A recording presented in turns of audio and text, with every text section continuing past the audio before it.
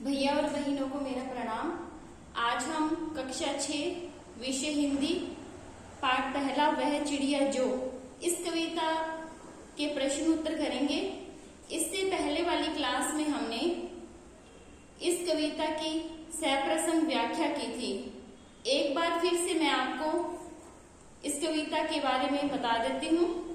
जैसा कि हमने पढ़ा था कि एक चिड़िया है जो कि स्वतंत्र भाव से आकाश में उड़ना चाहती है, बहती नदी में से पानी पीना चाहती है और वह मुक्त कंठ से गाना चाहती है।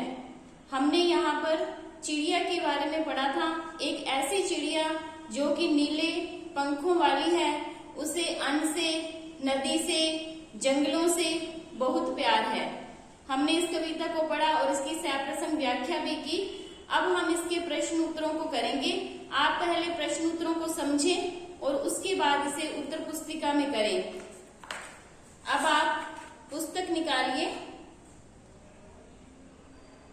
आप प्रश्न अभ्यास में देख सकते हैं कि पहला प्रश्न है, कविता पढ़कर तुम्हारे मन में चिड़िया का जो चित्र उभरता है उस चित्र को कागज पर बनाओ।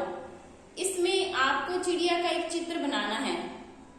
सिंपल साधारण सा एक चिड़िया का चित्र बनाना है।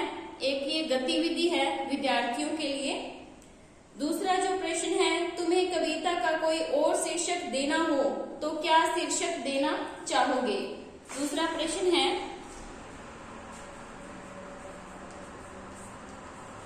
कविता का अगर इसके अलावा कोई शीर्षक आप देना चाहें, कविता का अन्य शीर्षक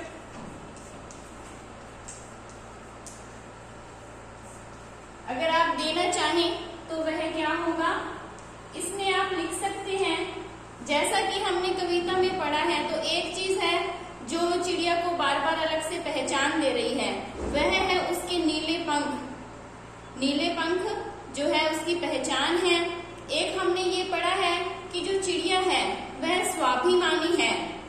दो चीजें जो है वो बार बार हमारे सामने आ रही है, तो हम इसे शीर्षक दे सकते हैं। अगर दूसरा देना चाहें तो नीले पंखों वाली चिड़िया,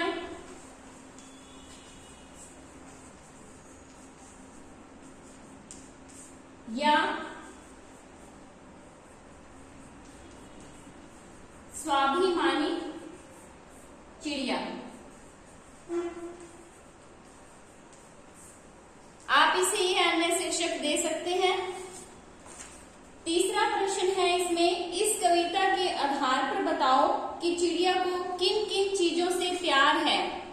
आपने इसे पढ़ा है, मैंने आपको कविता में ये बात समझाई है कि चिड़िया को किन किन चीजों से प्यार है। चिड़िया को किन किन चीजों से प्यार है। आप यहां पर बता सकते हैं कि चिड़िया को, जैसा कि हमने कविता में पढ़ा है, हमने कविता में क्या पढ़ा है कि चिड़िया को अन्न से, जंगल से, नदी से बहुत प्यार है। ये बार बार कविता में आ रहा है, तो आप यहां पर लिखेंगे चिड़िया को अन्न से, जंगल से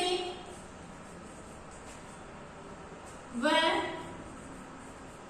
नदी से बहुत प्यार है। ठीक है।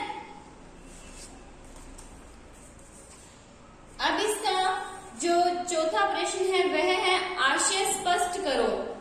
हमें एक पंक्ति दी गई है और उस पंक्ति का हमने आशय स्पष्ट करना है। पहली पंक्ति जो है वह है, रस उड़ेल कर गा लेती है। रस उड़ेल कर गा लेती है, ये पंक्ति है। इसे हमने कविता में पढ़ा भी है। मैं आपको फिर से इसके बारे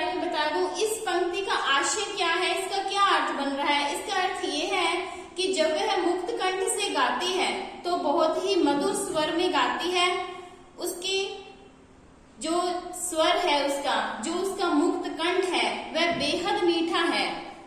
उसके गाने में क्या है, एक स्वतंत्रता का भाव है।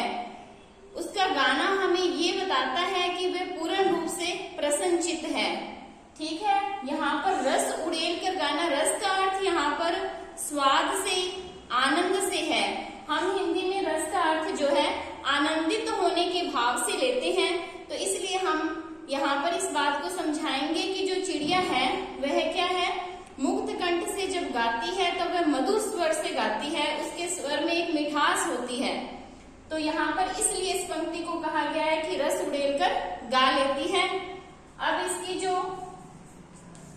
फोर्थ प्रश्न में ही, चौथे में जो इसका ख है, चढ़ी नदी का दिल टटोल कर, चढ़ी नदी का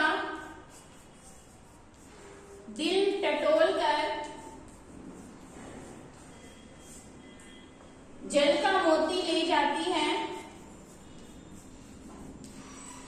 जल का मोती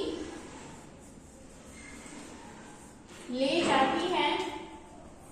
कविता में हमने इस पंक्ति को भी स्पष्ट किया है कि जो चिड़िया है वह क्या है, चढ़ी नदी, ऐसी नदी जो बह रही है, जिसमें बहने का भाव है, जो ऊपर तक पानी से भरी हुई है और गतिशील है, ऐसी जो नदी है उसके बीच में से जाकर वह चोंच मारती है और वहां से पानी को उठाती है और उठाकर उड़कर चली जाती है। तो यहाँ पर आशय ये स्पष्ट हो रहा है कि जो बहती नदी है उसका जो जल है वो बिना चिड़िया को बेहद अच्छा लगता है। ये क्या है, यहाँ पर ये उसके स्वाभिमान को, उसकी स्वतंत्रता को दिखाता है, यानी कि उसे अपना कार्य करना स्वयं अच्छा लगता है। इसलिए यहाँ पर यह पंक्ति कही गई है कि चढ़ी नदी का दिल टटोलकर जल का मोती ले जाती है, कि बहती नदी में से चिड़िया जो है वह एक पानी की बूंद उठाकर चली जाती है। यह उसके स्वाभिमान को प्रदर्शित करता है। अब आप विद्यार्थियों, हमने पहले इस पाठ की सप्रश्न व्याख्या की है और फिर इसके प्रश्न किए हैं।